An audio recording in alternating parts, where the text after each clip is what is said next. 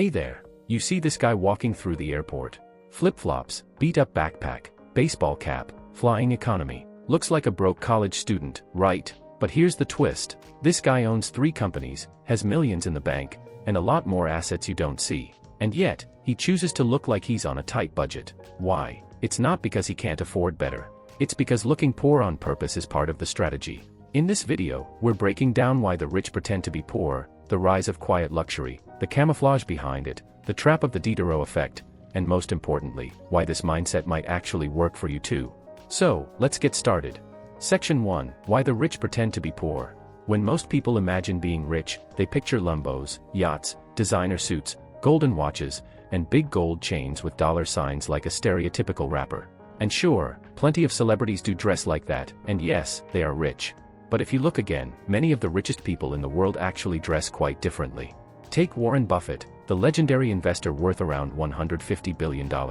He still lives in the same house he bought in the 1950s, and until 2020, he was still using an old $20 Nokia flip phone before finally switching to an iPhone. Or Mark Zuckerberg, who wore the same gray t-shirt every day for years. Lately, he switched to a black one, but the idea is still the same. Or Ingvar Kamprad, the founder of IKEA, who flew economy and drove a 20-year-old Volvo.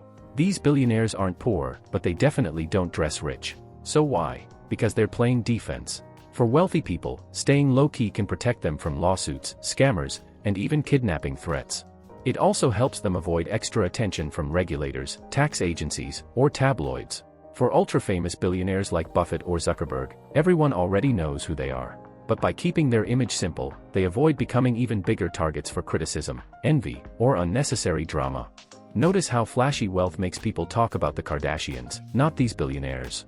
And most of all, it gives them peace. When you flaunt your money, people will start watching you, following you, asking questions, or trying to take something from you. But when you stay low-key and blend in, you don't just protect your money, you protect your privacy and freedom. Section 2. Quiet luxury versus loud broke. Some rich people stay under the radar on purpose. They avoid flashy cars, gold chains, or giant designer logos. They wear plain clothes, drive regular cars, and keep a low profile. This strategy is called stealth wealth. Instead of showing off with brands like Gucci or Balenciaga, they wear ultra-expensive labels you've probably never heard of, like Loro Piana or Brunello Cucinelli. These are high-end luxury brands, but they don't scream for attention, and that's exactly the point. Most people use expensive things to signal status. They want to show that they've made it, that they're successful, respected, or important. That's why logos are big and recognizable, so others can see and admire them. But wealthy people don't need that kind of recognition. They already know they're rich, and they don't feel the need to prove it to anyone. They still buy luxury goods, but not for attention. They buy it for comfort, quality, or personal taste, and the most important part is, they can afford it. Meanwhile, a lot of people who look rich actually aren't. Studies show the biggest spenders on luxury brands are usually middle class, not upper class. Why? Because they're still trying to climb the ladder. They're afraid of being ignored or underestimated. They want to be taken seriously, so they use expensive items to send a signal. But that signal comes with a price. They lease luxury cars to impress co-workers, buy expensive bags to fit in, and max out credit cards just to look like they've made it. That's what people call loud broke.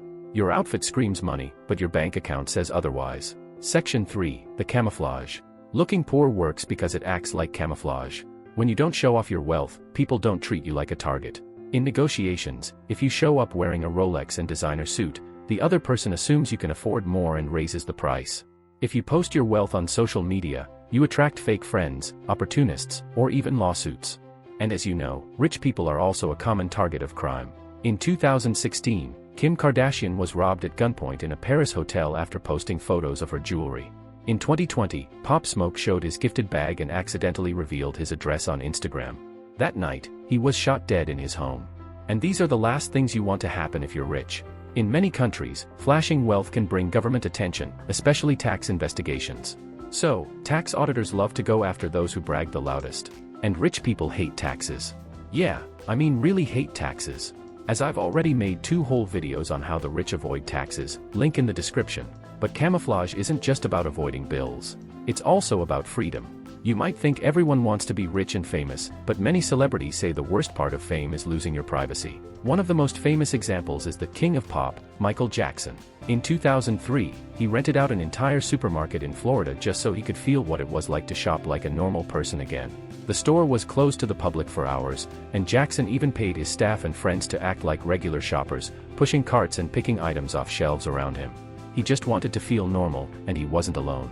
Celebrities like Lady Gaga, Zayn Malik, Daniel Radcliffe, and Billie Eilish have all said that they kind of regret parts of fame and wish they could live more ordinary lives. Being famous and rich can turn life into a golden cage. You're rich, but you can't go anywhere. You have no freedom. That's why many of today's wealthy people choose to stay invisible.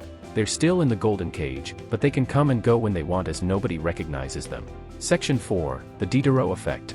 Let's say you finally buy something nice. Maybe you upgrade your phone, or get a high-end bag or jacket.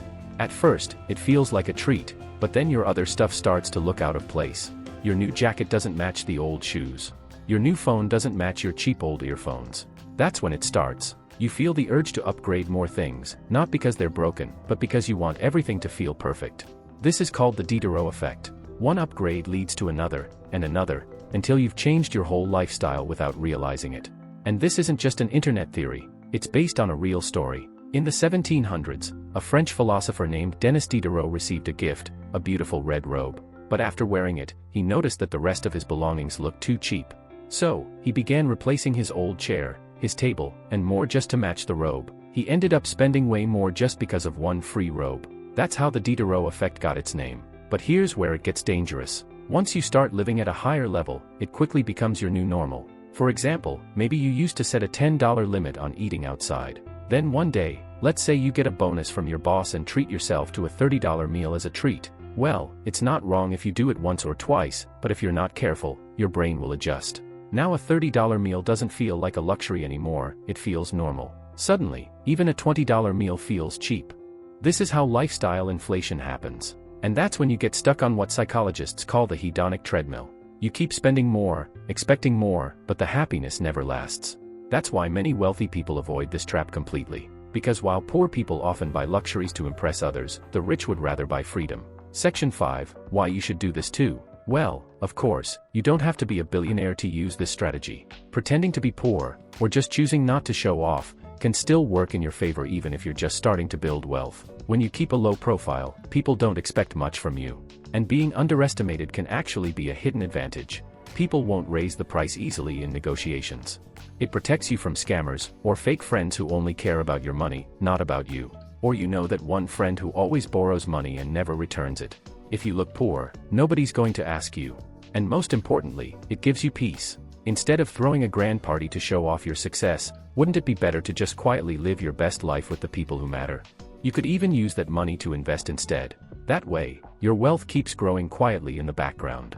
If you want a simple, professional investing app where you can start small and learn as you go, check out today's sponsor, Momo. If you're a US resident, you can trade US stocks with zero commission, and even if you're not in the US, Momo still offers some of the lowest fees around. It's regulated in places like the US, Singapore, Japan, Canada, Malaysia, and Australia, and backed by a Nasdaq-listed company called Fuda Holdings. So, you can click the link in the description to get up to 60 free stocks when you deposit, plus 8.1% interest on unused cash for your first 3 months. It's a limited time offer, and even if you're starting small, it's a smart way to grow quietly. So, in conclusion, next time you see a guy in sandals who looks broke, look again. He might not be poor, he might just be smart. Because in a world where everyone's showing off, looking simple is the real win. It gives you peace, safety, and freedom. And maybe, just maybe, it could work for you too. Help us keep making videos like this by becoming a member and unlock some exclusive perks too. If you want me to make other videos explaining these topics, please like and subscribe. Thanks for watching.